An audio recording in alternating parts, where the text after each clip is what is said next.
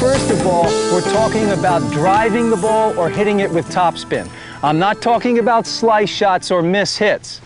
Now, once you get your racket back at this point here, now notice the racket and ball are on the same level.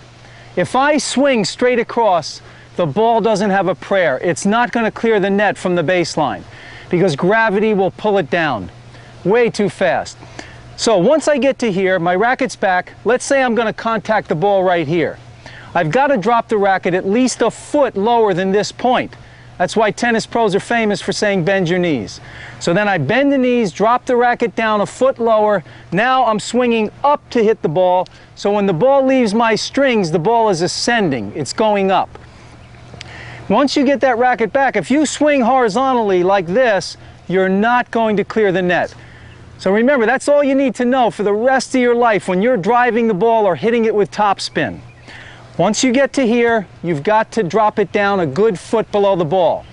That goes for wherever you're making contact if you're trying to drive it or hit it with topspin, because you're going to hit balls in a lot of different spots. You might hit one here, the next one is here, the next one's up here. But wherever it is, you still have to come down at least a foot lower than the ball to swing up. Even on a shoulder-high ball from the baseline, you have to swing up to get good net clearance. Okay, concentrate on this next drill, and it's all you need to know for the rest of your life as far as clearing the net. 1 foot below, shoulder to the chin. Remember, you've got to drop that racket a foot below the contact point before you swing forward and up. Shoulder to the chin, again, is going to prevent forearm and wrist roll. So concentrate on our 2 points. 1 foot below, shoulder to the chin. Here we go.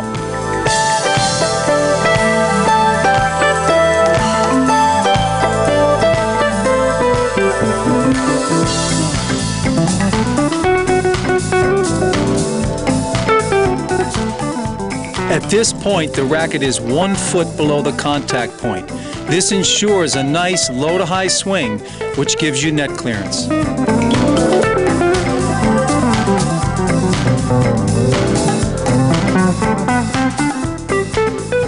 Many times players fail to get the racket 1 foot below the ball because they're not bending their knees.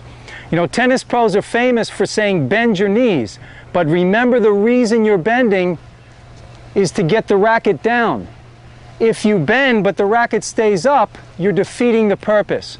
So remember to keep your hitting shoulder loose and relaxed so the racket drops down. If you notice right now, my rear shoulder is slightly lower than my front shoulder. Now I have a nice low to high swing. Okay, the next drill, sit in the chair and keep the rear shoulder or the hitting shoulder lower. Many times players bend, but if you're bending and you keep the racket up, you're defeating the purpose. So remember, rear shoulder slightly lower than the front shoulder. That way the racket's dropping down. So keep that hitting shoulder loose. Okay, so we're concentrating on the 2 points, sitting in the chair, and the rear shoulder or hitting shoulder lower than the front shoulder. Here we go.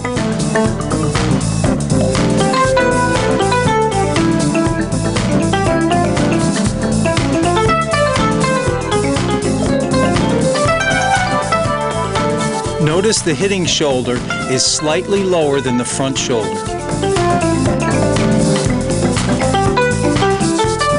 Okay, we're going to do another drill to ensure that we're getting the net clearance that we need. Remember, we've got to get that racket a foot below the contact point before we swing forward and up. So our 2 key points are sit in the chair and then get out of the chair. Sit in the chair will help you to bend your knees and get the racket down.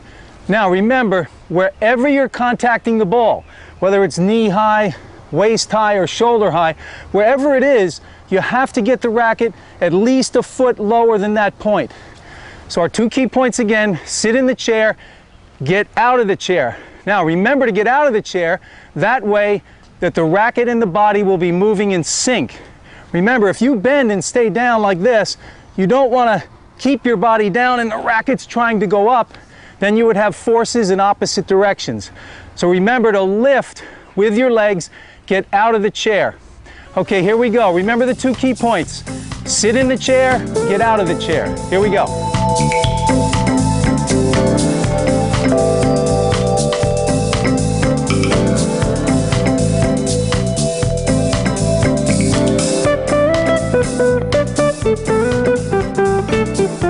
this point, the rear end is down, like I'm going to sit in a chair. Then I get out of the chair as I strike the ball.